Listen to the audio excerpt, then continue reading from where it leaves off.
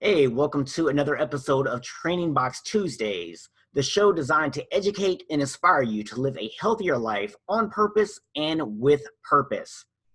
As always, I am your host, Stephen Box, and today I have a special guest, Alex Cartmill. Alex, welcome to the show, man. Yep, you got it, man.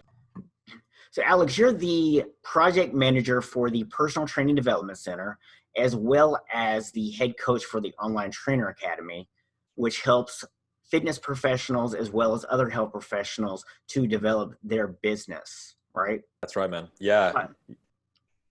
So I know a lot of people might be thinking, wait a minute, I thought we were supposed to be learning about how to get healthy, not learn how to build a fitness business here.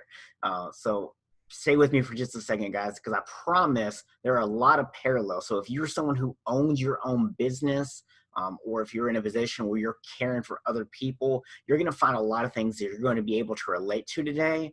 And there's going to be a lot of things you're going to be able to apply to your life in terms of your health and your fitness and your overall wellness. You know, people may not know about you if they only know you through the OTA or the PTDC. Mm-hmm. Is that you actually did serve as a personal trainer for 3 years. You hold a degree in kinesiology. Mm-hmm. And, you know, so you have some experience in that, right? Yeah, absolutely. Yeah, I was a trainer for some time, like you said, for a few years in college and then a couple years after college as well. And it's so interesting that you mentioned the parallels between personal training business and kind of personal training in and of itself, and then also the parallels between people in the general population just wanting to get fit.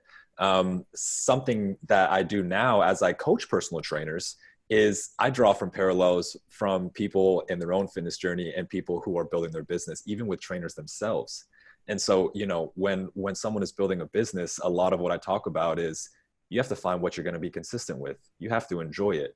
You have to you know, there's going to be moments when you want to quit and you don't want to do this anymore and you're going to feel overwhelmed and whatever it may be. And those are the same exact things that someone who's going through a fitness journey is going to feel. And so when I'm coaching trainers, I often say, if a client came to you with this question, how would you answer it? And it's funny how we almost create this disconnect in our minds of, oh yeah, it is the same principles. And as a personal trainer, I mean, it's very, very common to fall into the trap of I'm servicing other people. It's very much a service job. It's an empathetic job, and where we lose sight of our own health and fitness. And a very common misconception about personal trainers is that we always have our health together and we always feel confident and we always eat right and whatever it may be. But as you know, man, I mean, that's just not true. And anyone else who is in the position of feeling like they're servicing others all the time and allowing their own health to slip, all trainers can relate to that too, as I'm sure you can. Yeah, definitely. You know, one thing that you mentioned there that I find really interesting, because I see this a lot of times with clients. Yeah. Personal trainers, we have a tendency that we want to put this certain image out there, right? So we put this perfectionist image out there. Oh, you know, I do eat right all the time. I do exercise. Even if that's not the case, that's the only stuff that we show.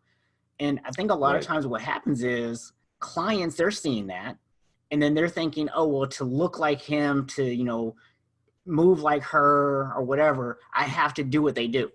And so they're trying to emulate this perfect lifestyle that we're pretending to have. And the reality is that as trainers, we struggle just as much, if not more so, than some of our clients do. We're humans. And you don't need to be perfect. Exactly. And I think that's such a great point is as fitness professionals, we do kind of create this guide to some extent of you can never mess up. It's an all or nothing mindset. Oh, if you're not in the gym 4 times a week lifting weights, then what progress are you making? You know, and that's kind of the aura that we give off. And so when clients see that, and of course, people who want to get healthy follow fitness professionals. And I absolutely agree, man. I think it creates this mindset of an all or nothing thing, or, oh, I have to go down this one specific path and do this, or it's not worth it. And a mindset that I got into when I was personal training, and a mindset, again, that I try to instill in the personal trainers that I coach now, it's so important to find what works for you. And in 99% of cases, following an overarching framework of, okay, are you moving your body around every single day? Are you drinking a lot of water? Are you eating vegetables? Are you getting enough protein? Are you sleeping? Sort of the big check boxes that you have to check off. How you do that is so much less important than actually doing it. And so if moving your body around means you walk for 30 minutes a day, great. If it means you play tennis, if it means you run around with your dog, I mean, the options obviously are endless, but I find exactly what you just said creates the mindset of, I have to do it this way. And I find the same thing when you're building out a business as well. We say, okay, I have to price things this way, or I have to market myself this way because this is what I see other people are doing, or this is what I see working for someone else. And in all aspects of life, if something works for someone, does not guarantee it's going to work for you. And it's such a bad marker to go by because we usually don't know why it worked for someone and what situation allowed that thing to work for them. And so where this usually leads me is taking a step back to figure out what it is that you need and try to get to know yourself of, okay, I hate this when it comes to health and fitness. I hate the gym. I hate lifting weights. Okay, that's totally fine. You don't have to do that. The important part from kind of making that transition from not doing anything at all to doing something and making it a habit all comes down to enjoyment. What are you going to stick to? What are you going to wake up every day and feel like it's not a choice, but you don't hate doing it? And once you have that consistency there, then you can fine tune things. If you're moving your body every day and you're hydrated and you have a nice solid foundation, now we can think about how we can take it to the next level. But until you've checked off those really basic boxes, it doesn't really matter what you're doing. If you're squatting or running or in the gym, out of the gym, doing it's irrelevant until you have those habits. And I feel like that mindset applies to so many things in life. Yeah, absolutely, man. And I like to use an analogy with people of, I call it the 28 or the 10-80-10 principle. So if you look at your progress of anything on a timeline, you got the opening 10%, which is when you're a beginner, when you don't really know anything, everything either feels really hard or you have beginner's luck and it feels really easy. Right. And then there's that last 10%, which is mastery, which is incredibly hard. The progress that you can make at the mastery level is so small. Mm-hmm. But you have this big 80% middle that you can work with. And I see so many people that they either give up on the 10% or they think the 10% isn't really important and they try to skip to the last 10% and they're trying to have mastery before they've even gotten the foundation.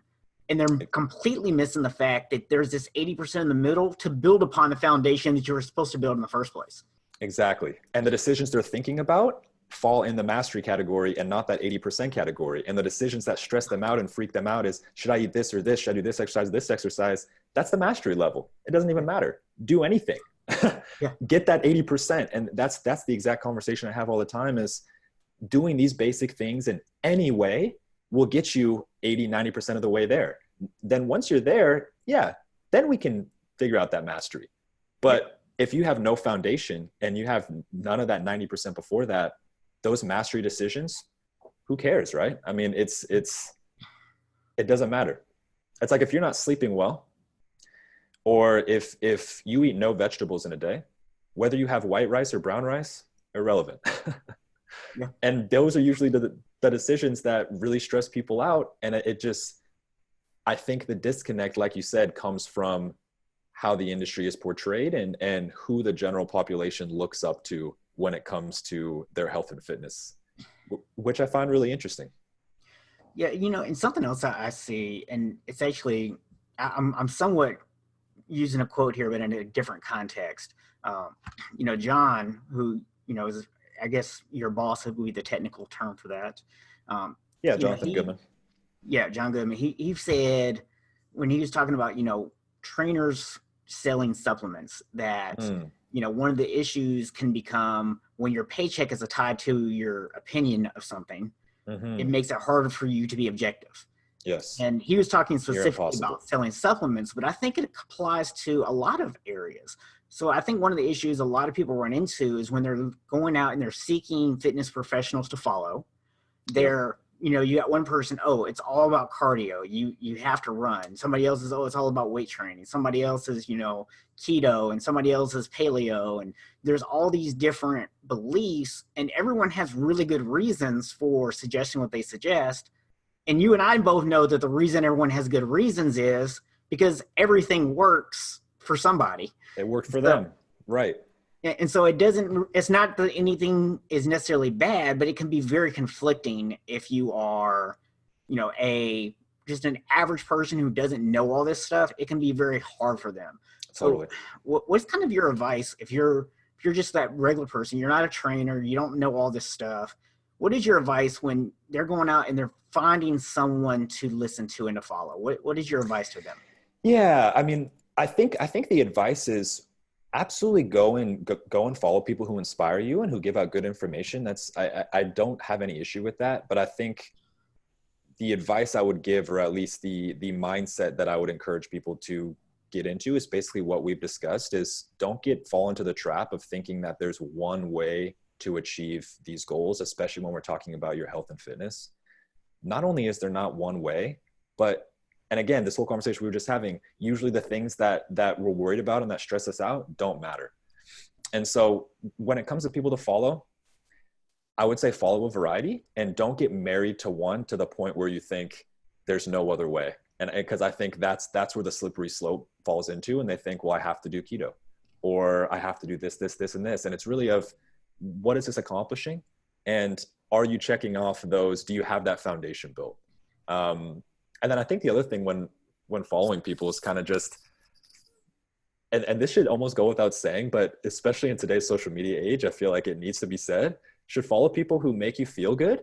I feel like a lot of people follow people who just don't make themselves feel good. And they're, obviously social media is very structured and can be very fake. And if you follow people or accounts that make you feel bad about yourself or the progress you've done, or whenever you see a post, you feel bad that you're not them, or you're comparing yourself to them, they're not serving the purpose that you need. And even if they're giving out information, just don't follow them anymore. And I feel like that's another trap that we fall into of, I want to be like this person, so I'm going to follow them and try to get inspired, but I feel like crap every time they post.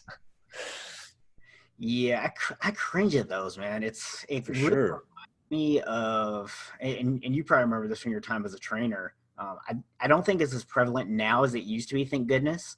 But it used to be back in the day when you worked as a PT in a gym, that the whole philosophy of especially the big box gyms, was take the client out on the floor for a free workout, beat Mm-hmm. ever living crap out of them, make them realize just how poorly conditioned they are, Yep. and then bring them back to the table and sell them. And Right. that's Right. Right. Which, it can work, but is that really the foundation that you want to operate from? And is that, obviously it is not a long-term solution. I mean, one of the number one reasons that a first time personal training client does not return for a second session, no matter how good it was, is they didn't enjoy it. That's yeah, the number one reason. They hated it. yeah. And so, and again, this goes back to what we were talking about. When you're just starting out and you're trying to make that transition from, man, I'm not fit at all, I'm not healthy at all, I want to start doing something. Focus all on consistency. Focus all on building those habits. Focus all on what makes you feel good, because that's really what's going to drive you to the next level. If you hate it, no matter how great results you get, you're never going to sustain it, because we're not built to sustain misery, right? And we hear that from competitors, especially people who like compete in bodybuilding. They say, hey, and we see this all the time being in the industry, here's me when I'm super ripped and I look great, but I hate myself and I hate my life. And here's me with a little more fluff and I'm so much more happier. And I'm glad that message is getting out there, because there's so many different end goals with what you want. And it's a happiness thing. And finding what's sustainable and what you can do for the rest of your life really is the ultimate goal. And doing something that works, then stops working, and then you have to find something else that works again, is a really, really tough cycle. And so focusing on that consistency, I think, is really what helps people get out of that. Yeah, I really like the way you said that too. You know, that we're not built for long term misery. You know, Yeah. any of us, we can handle maybe a little short term misery, just just to get ourselves through. You know, put a little willpower into it, but we're not Hmm. designed to do that long term, Right. and it's never going to produce results. And I know one thing that I personally went through when I went through my weight loss journey, and I've seen it with a lot of other people is if you're just losing weight and you're putting it back on, you might feel good in the moment that you lose the weight, but it's like every time the weight comes back, you get a little bit more discouraged. And every time you Yep. like lose it again and then you put it back on, you get a little bit more discouraged. And it's a cycle. And then at some point, your body starts actually fighting against you and it Sure. becomes harder to lose the weight. And you're still putting weight back on. And then you just eventually get to a point where you're just like, screw it, I'm done. So, Which is understandable at that point. If you've been dieting or working out for 2, 3, 5, 10 years and you've kind of been yo-yoing this whole time and not really seeing results, of course you want to quit. I would want to quit too. Screw that. yeah. Yeah. So, I think one thing that there's also an interesting parallel is personal trainers, obviously, our entire lives revolve around fitness and nutrition. Hmm. Your average client, their entire life probably revolves around their work and their Yep. family time, just like ours does. Sure. But since they don't work in fitness and nutrition, they don't have that same interest that we do. So, where do you think, and this is kind of a two-part, but where do you think as an industry we can do better of getting people more engaged with fitness and nutrition? Mm. And also, what do you think, on the client side, if you're just giving advice to someone out there that's listening who is a potential client of a personal trainer, what can they do to make that more of a part of their life? Mm. Man, to be honest, I feel like it goes back to enjoyability. I think as an industry, we need to do a better job of putting more focus on this foundation that we've been talking about.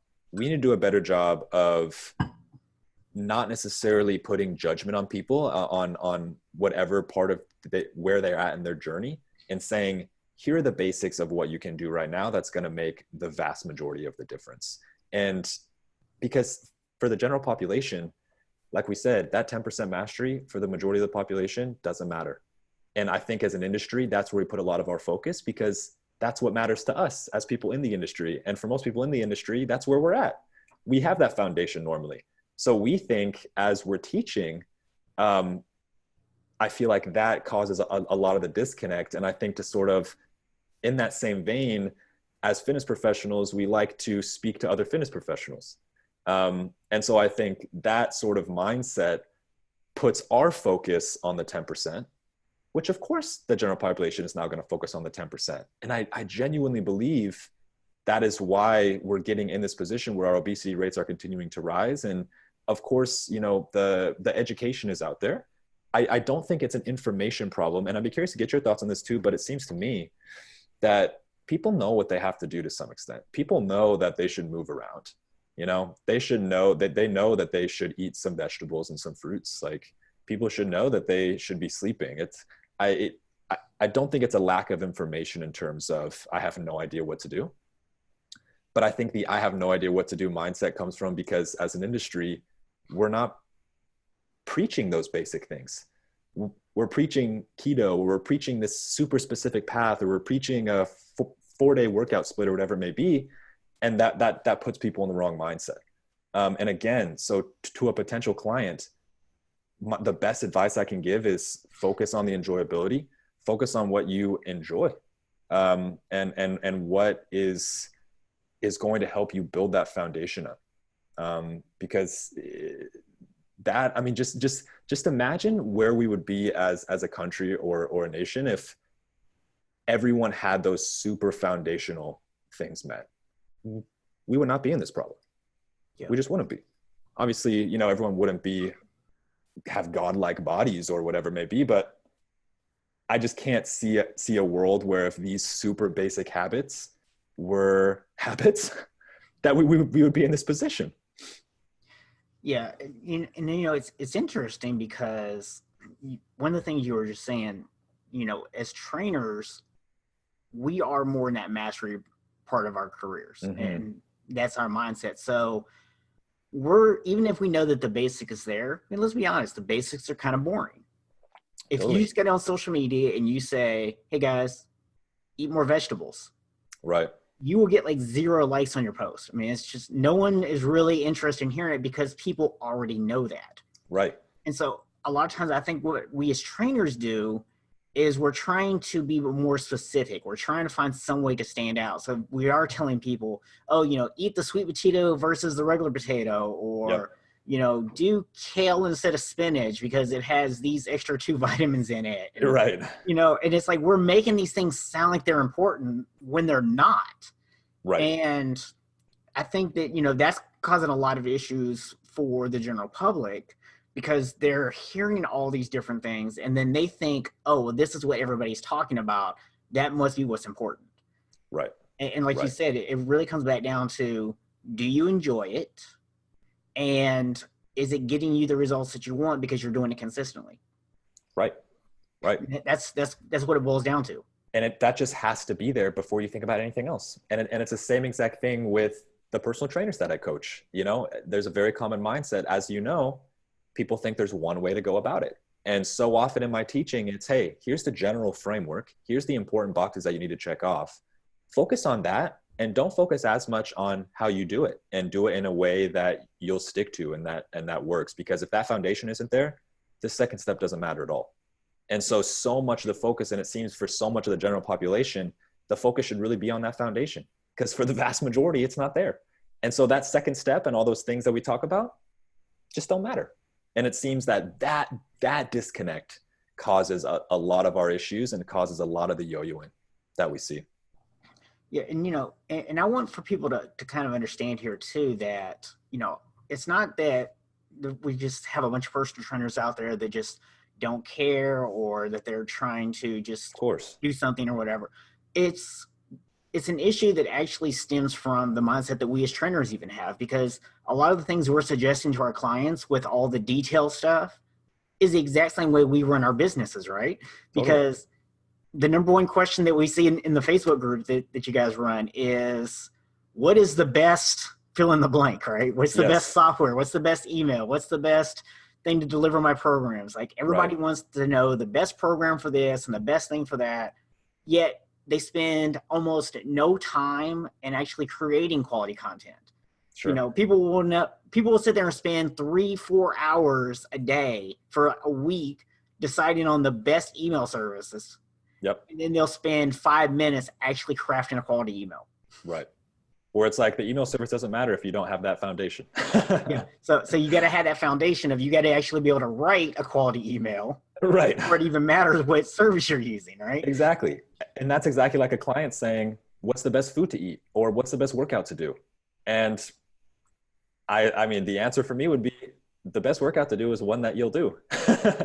Then we'll go from there after that. The best foods are the ones that you'll eat. Of course, it goes a little bit deeper than that, because, there aren't a lot of bad workouts, and there's more, I hate to say bad foods, but if you eat whatever you want, that probably isn't checking off the boxes. But it's like, what vegetables should I eat? Any of them. Anything that you'll enjoy. How should I cook them? How often should I eat them? Don't worry about it. Doesn't matter at this point. Yeah. Make it a habit so you don't hate vegetables and that you eat them every day. Then we can figure out what possible next steps to take. But until that's there, simply does not matter. Yeah, one of my precision nutrition level 2 coaches, me and him had a conversation one day. He also had a really big weight loss, over 100 pounds. Okay. And he said that when he first started trying to eat salads, that he hated salad. Yeah. And so what he did is he drowned it in cheese. Right. Now, granted, that's not going to be your healthiest option, but now you're getting all those vitamins and minerals and everything. And yes, you're getting way more fat than you need by loading the thing up with cheese. Sure. But if you're 100 pounds overweight, you're still going to get results even eating all that cheese. And then as you learn to like salad better, or learn to fix it better, or learn what ingredients you like, you can cut back on that. And that's, for sure, that's the key. Is it's got to be a progression. Just start with what you'll do and then progress. Don't worry about getting it perfect. That's such a good point, because you're absolutely right. I mean, having salad with cheese is better than having two burgers. Yeah. You know, obviously, is it better to just have the salad? Better. Again, I use that term pretty loosely because it's not so much better or worse. But if you're trying to shift to a healthy lifestyle, it's probably better just to have the salad than the cheese. You don't need the cheese, but that's a step in the right direction. Right. And I feel you're absolutely right. We see the end goal, and until we get there, we're upset. You know, if someone wants to lose 30 pounds and they lose 10, they're upset because they're like, well, I didn't lose the 30. It's like losing that 10 pounds, you're 4 stepping stones in. Maybe you have 30 to go, but you've made forward progress, and that should be celebrated. And it doesn't matter if you haven't hit your end goal yet, those little baby steps that you're taking matter. And so I think another great piece of advice for any potential client or anyone wanting to start that journey is identify one thing that you can do today. One shift that you can make. And you can see my dog Charlie popping into the screen here, wanting some attention, of course. It's like, what shift can you make right now that's going to be one small step in the right direction? If you have 4 sodas a day, drink 3 or 2 in one day. And yeah, is it better to drink 0 than 2? Probably. But it's also better to drink 2 than 4 or 3 than 4. And sometimes it takes those steps to kind of slowly unwind all those habits that you've built, because if you drink 4 sodas a day and then you completely cut it out cold turkey, that's not sustainable. You're going to hate it. You're going to hate your life, and it's too big of a shift. And I think the other disconnect, sort of going back to what can we do as an industry to help people outside of the industry, as I think putting more focus on that. We say, here's how you get healthy: work out, eat this, sleep, stress, meditation, all this different stuff. And for a lot of people who do none of it, that's a big undertaking. And it's going to be hard to sustain that big of a shift. So focusing, I think, on what's one tiny step that I can take, even if that step isn't my end goal, even if I want to drink 0 sodas in a day and I'm still drinking 2, it's still a step forward because you were drinking 4, you know? Yeah. Now, I think one thing that a lot of people kind of see is they go in one of 2 directions, right? So either they want to hire a trainer to just tell them everything to do. Yep. And just like, okay, just give me my checklist of things to follow. Yep. Or they go, well, why would I hire a trainer? There's all this free information out there. Mm-hmm. One of the things that, and you can speak to this a little bit more, but one of the things I want for people to see is, yes, there's tons of free information. And as we said earlier, information in and of itself is not going to solve the problem, because Right. the information is already there. We already pretty much all know what to do. Right. And hiring a trainer to just walk you through and just hand you a checklist of things to do might get you results, but it's not going to teach you how to do this. So unless you want to actually pay that trainer every single day for the rest of your life, that's probably not your best approach either. It's a Band-Aid, right? It's just a Band-Aid. So I think that, one of the things that we can maybe do better as an industry, but also something I would like for people to understand better, is that coaching is really there to help guide you. It's not really there just to tell you what to do. It's there to guide you, because yes, there is a lot of information out there. And as we said earlier, it's not that any of it's necessarily bad information, but some of it is bad information for you as an individual, because there are certain things that will work for you and certain things that won't. And so it's great to have a coach to help guide you through all the noise and figure out the pieces that are relevant for you.